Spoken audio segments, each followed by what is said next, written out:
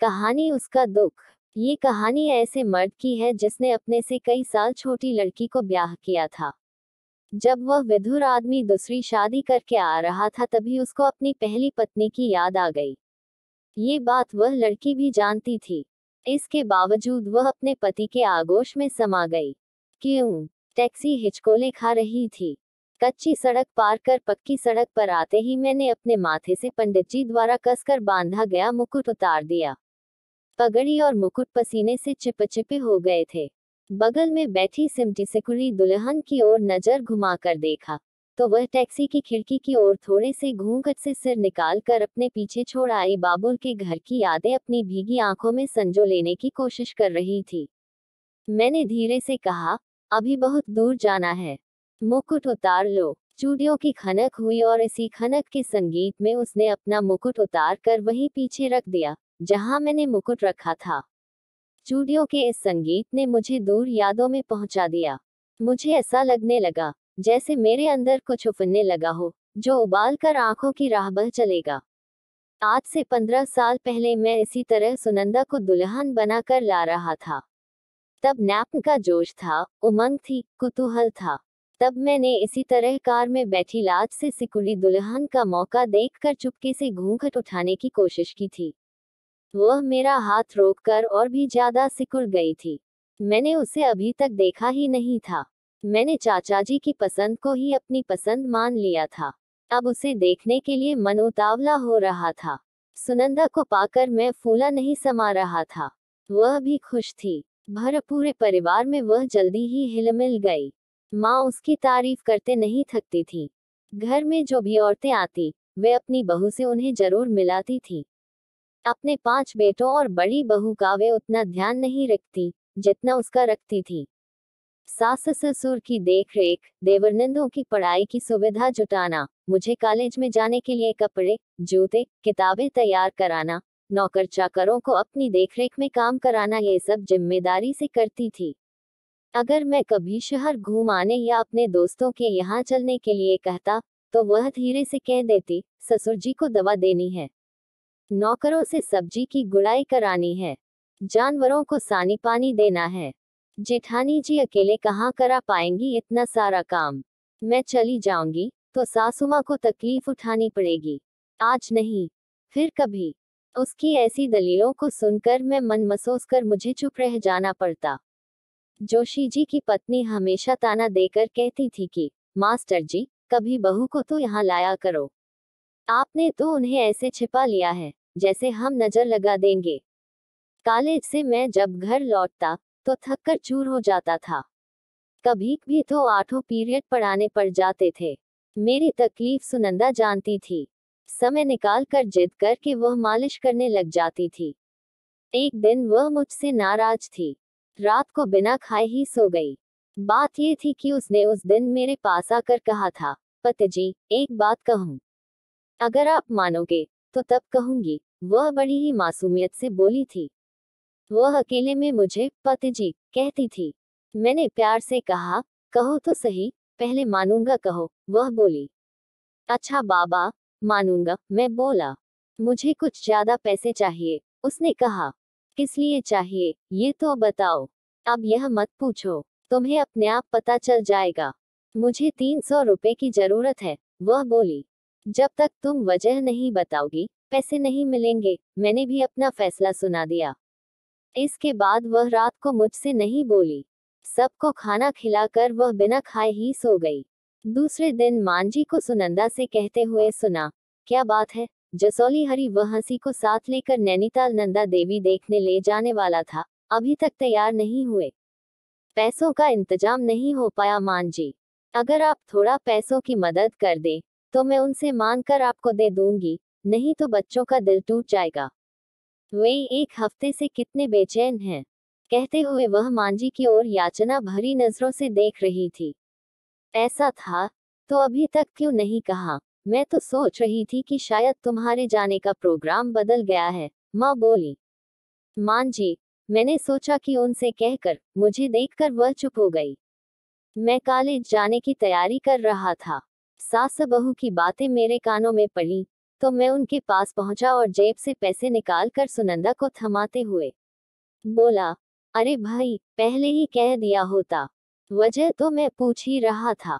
मैंने कभी मना किया है तुम्हें? वह मुस्कुराते हुए पैसे लेकर अंदर की ओर चल दी। वह देवरनंद को एक खुशखबरी देने की बेचैनी अपने में नहीं रोक सकी।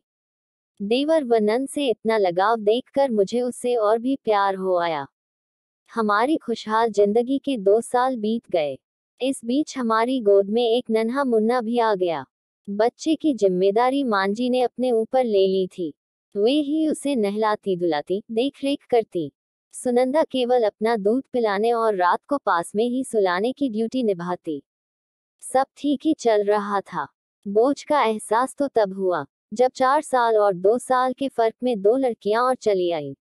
उस दिन मेरा बेटा नवीन मेरे पलंग पर आकर सो गया था। बड़ी बेटी माँ के पास सो रही थी। छोटी बेटी को सुनंदा थपकी देकर अपनी चारपाई पर सुला रही थी। मैंने सुनंदा के मन को टटोलने के लिए पूछ लिया, आधा दर्जन पूरा होने में 3 ही अदद की तो कमी रह गई। तुम्हारा क्या विचार है? वह झुंझला कर बोली, तुम भी कैसी बात करते हो जी? इन 2 लड़कियों की फिक्र में मेरा दिमाग काम ही नहीं कर रहा है। 2-1 और हो जाएं, तो घर का भट्ठा ही बैठ जाएगा। ब्याहने के लिए कहाँ से लाओगे इतने पैसे? मैंने उससे कहा, तुम ठीक कह रही हो। वो तो मैंने तुम्हारे विचार जानने के लिए कहा था। सोच रहा हूँ कि इस आने वाले जाड़ों में परिवार नियोजन करा लूं। ये सुनकर वह चौंक पड़ी। कुछ देर वह मेरी ओर ताकती रही, फिर मेरे पास आकर कंधे पर हाथ रखते हुए बोली, तुम इतने कमजोर हो, कहीं तुम्हें कुछ हो गया तो मैं क्या करूंगी? मैं तो कहीं की नहीं रहूंगी। मुझे ही फैमिली प्लानिंग करा लेने दो। तुम जब कहो तब मैं अस्पताल चल दूंगी। मैं खींच उठा, तुम्हारी तो बस जिद करने की आदत है। तुम ये क्यों नहीं समझती कि मर्द को फैमिली प्लानिंग में ज्यादा मुश्किल नहीं होती, औरत के लिए दिक्कत होती है। अस्पताल में कम से कम 2 दिन रुकना पड़ता है। दूसरा कोई आसान तरीका अभी नहीं निकला है। तुम निश्चिंत रहो, मुझे कुछ नहीं होने वाला है। नहीं, तुम ये कभी मत करना। मैंने सुना है कि मर्द कमजोर हो जाते हैं।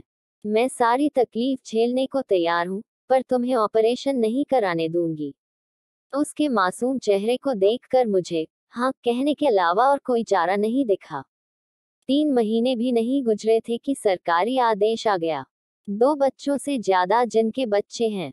मैंने ऑपरेशन कराने से पहले नंदा की रजामंदी ले लेना ठीक समझा, वरना उसे मनाना मुश्किल होगा।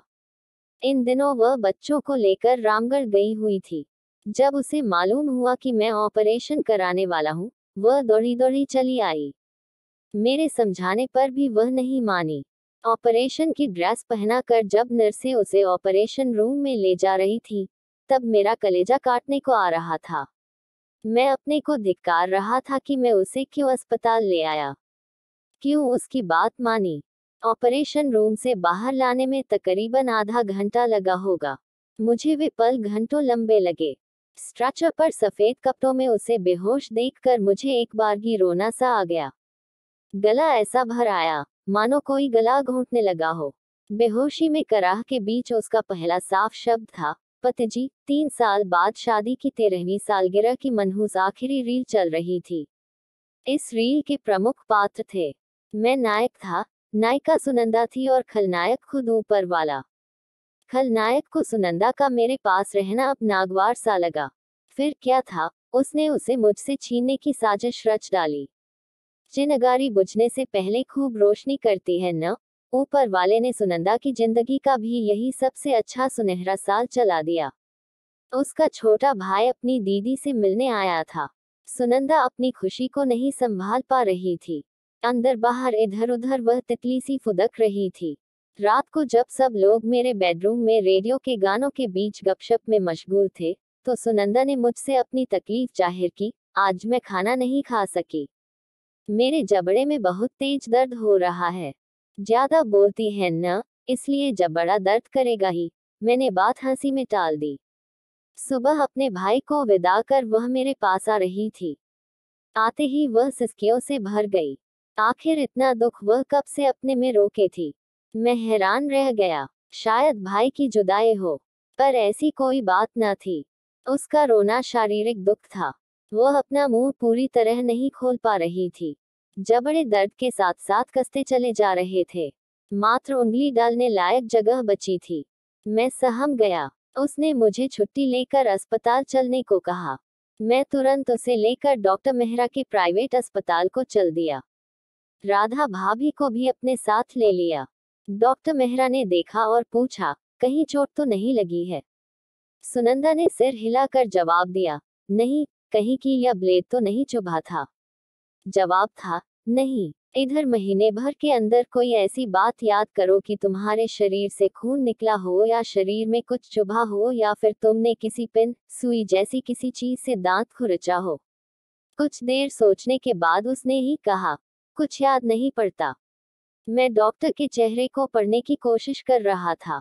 डॉक्टर के चेहरे पर हैरानी और उतार चढ़ाव साफ जाहिर हो रहा था।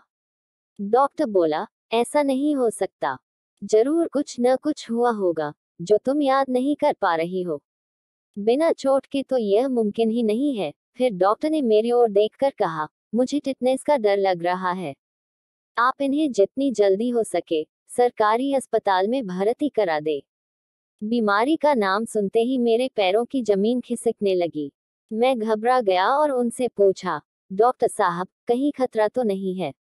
नहीं, ऐसी कोई बात नहीं। अगर समय पर टिटनेस के इंजेक्शन लग जाएंगे तो ठीक हो जाएगी। मुझे याद नहीं कि मैंने कब पर्चा लिया और कब हम तीनों सरकारी अस्पताल पहुंच गए। हम में से किसी को होश नहीं था। खतरे का डर सबको हो गया था, क्योंकि इस बीमारी की भयंकरता सबने सुन रखी थी। डॉक्टर ने देखा, जांचा, परखा, पूछा, आखिर में पहले डॉक्टर की बात का समर्थन करते हुए सुनंदा को स्पेशल वार्ड में दाखिल कर दिया। एटीएस के 50,000 पावर के इंजेक्शन का इंतजाम भी मुझे ही करना था। वह इंजेक्शन अस्पताल में नहीं था। देर करना खतरनाक था। सुनंदा के पास भाभी को छोड़कर मैं सब्र से काम लेने के लिए कहकर जाने लगा, तो वे दोनों मुंह दबाकर फफक कर रो थी। मैंने अपने को भरसक संभाला। लगा जैसे सीना फट जाएगा। समय गंवाना ठीक न समझकर मैं शहर को चल दिया। घंटे भर बाद इंजेक्शन का भी इंतजाम हो गया। घर में सूचना देते समय मेरा गला भर गया, आंखें बरसने लगी। सारे घर में अजीब सा सन्नाटा छा गया। पहली रात हल्की हल्की कराहने की आवाजें आती रहीं। मैं उसके साथ था। मैं उसके माथे को सहला रहा था। उसने अपना पस, कानों के कनफूल, मंगलसूत्र सब मुझे थमाते हुए कहा, पतिजी, इन्हें रख लो। अपना ख्याल रखना, बच्चों का ख्याल रखना। वह आगे कुछ न कह सकी। आंसू थमने का नाम नहीं ले रहे थे। मैंने उसे हिम्मत बंधाते हुए कहा, चिंता मत करो, तुम बिल्कुल ठीक हो जाओगी। हम दोनों को ही एहसास हो चुका था कि अलविदा का समय नजदीक आ चुका है। शायद रात भर में हम इतना ही बोले थे। दूसरे दिन तक सारे गांव, इलाके, रिश्तेदारों तक को सूचना मिल गई थी। अस्पताल में भीड़ रोके नहीं रुक रही थी। अब सुनंदा का रूम डाकरूम बना दिया गया था। आंखों पर पट्टी रख दी गई थी। उसके आसपास आवाज करने की मनाही कर दी गई थी। अगले दिन उसके पैरों में जकड़न चालू हो गई। पीठ में दर्द, ऐंठन बढ़ गई। दांत आपस में भिंच गए। धीरे धीरे जकड़न व ऐंठन सारे बदन में दाखिल हो गई। हल्के हल्के झटके भी पड़ने चालू हो गए। जब झटके पड़ते, ऐंठन होती, तो हम लोग उसके हाथ, पैर, सीना हल्के से मलते। ग्लूकोज की बोतलों में तरह तरह की दवाओं का मिश्रण उसे दिया जा रहा था। एटीएस का तब तक दूसरा भी 50,000 पावर का इंजेक्शन लगा दिया गया था। एक एक दिन खिसक रहे थे और उसकी हालत दिन ब दिन खराब होती जा रही थी। उसका शरीर इंजेक्शनों से छलनी हो गया था। पानी के बिना वहां सूखी पपैयां तड़क आई थी। दांत कसने से खून बह रहा था। जूस व पानी के लिए वह संकेत करती, लेकिन डॉक्टर की इजाजत नहीं थी। दिल महसूस कर रह जाना पड़ता। फटे हुए होठों में ग्रीसलीन लगाकर तर करने की कोशिश की। पानी की 2-4 बूंदें तो दरारों में ही समा जाती थीं। इधर झटके तेज होते गए। दौरों की लंबाई भी बढ़ती गई। दर्द से छुटकारा दिलाने के लिए उसे नींद के इंजेक्शन दिए जा रहे थे, पर कोई फर्क नहीं पड़ रहा था। अब ग्लूकोज को भी शरीर ने खींचना छोड़ दिया था। निराशा में सबका दिल डूबने लगा। अभी छठे दिन की पौ नहीं फटी थी। रात को बारिश के बाद धुंधला सा उजाला होने लगा था। नर्स नींद का इंजेक्शन देकर चली गई। कुछ समय बाद मैं दूसरे लोगों की देखरेख में सुनंदा को सौंपकर नहाने धोने चला गया। जब लौट कर आया तब तक सुनंदा नहीं रही थी। अब न कोई झटके थे, न दौरे थे, न दर्द था, न कराहें थी तो बस घर वालों की, दोस्तों की घुटती सिसकियां। मेरा सब कुछ लुट गया था। मैं खोया खोया सा रहने लगा। छोटी बच्चियां जब टकटकी लगाकर मेरी ओर देखती, कलेजा मुंह में आने को हो जाता। थपकियां दिलाकर सीने से लगाए उन्हें सुला देता। नवीन ने चुप्पी साध ली थी। चुपचाप आकर पुस्तक पढ़ने लग जाता। अब मांझी ही बच्चों की परवरिश कर रही थी। धीरे धीरे 2 साल निकल गए। मांझी बच्चों की खातिर दोबारा शादी करने की बात छेड़ती तो मैं टाल जाता था। ससुराल वालों ने भी शादी के लिए कहना शुरू कर दिया। कई जगह से रिश्ते भी आने शुरू हो गए, लेकिन मैं साफ मना कर देता। भला पराए बच्चों को कौन नवेली अपना लेगी।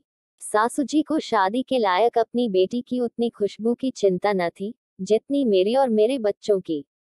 मैंने खुशबू के लिए योग्य लड़का तलाश कर सूचना भेजी तो जवाब आया कि खुशबू ने इसलिए इनकार कर दिया है कि जब तक जीजाजी शादी नहीं कर लेंगे वह भी शादी नहीं करेगी। बात बिगड़ती देख ससुराल वालों ने प्रस्ताव रखा कि क्यों न खुशबू से ही मेरी शादी कर दी जाए। खुशबू ने भी अपनी दीदी के बच्चों की खातिर अपना त्याग स्वीकार कर लिया। लेकिन मैं इसे कैसे स्वीकार कर लेता। मैंने उसे समझाया, खुशबू तुम ये क्या कर रही हो। जरा सोचो तो, मेरी उम्र का 38वां साल पार होने जा रहा है, जबकि तुम अभी 20 साल की होगी। फिर मैं 3 बच्चों का पिता भी हूँ। मेरी खातिर अपनी जिंदगी क्यों बर्बाद करने पर तुली हो। ये सही नहीं है। वह धीरे से बोली, आप मेरी चिंता न करें। सब सोच समझ कर ही तो मैंने हाँ की है। उम्र की क्या कहते हैं। माथे में उम्र लिखी होती तो दीदी यूं ही हमें छोड़कर चली थोड़े ही जाती। बच्चे मुझसे हिले मिले हैं। माँ का दुख भूल जाएंगे। दीदी पर जितना हक आपका था, क्या मेरा हक नहीं। मुझे भी तो उसका दुख उतना ही है जितना आपको। उसके अंदर अपनापन और त्याग की भावना साफ झलक रही थी। बहुत समझाने पर भी उसने अपना इरादा नहीं बदला। तब मुझे भी सहमति देनी पड़ी। आखिर किस किस का मुंह संभालता। टैक्सी ने हिचकोला खाया तो मेरी पिछली यादें टूट गईं। मैं अपनी यादों में इतना खो गया था कि मुझे ये ध्यान ही नहीं रहा कि मैं वर बना बैठा हूँ। एक दुल्हन भीगी पलकों से मुझे ही निहार रही है, मुझे पढ़ रही है, समझ रही है। शायद तब तक मेरी आंखों के रास्ते कुछ बहकर सूख गया था। वह मुझ पर लुढ़क गई और मेरी गोदी में सो गई। Sad story video, sad story status, sad story movie, sad story song, sad story love, sad story Hindi, sad story WhatsApp status, sad story Instagram, sad story Bangla. कहानी सुनने के लिए मेरे चैनल को सब्सक्राइब करें और कमेंट लाइक करें।